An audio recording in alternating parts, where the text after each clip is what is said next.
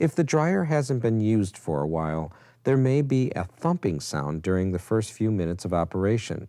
This is normal.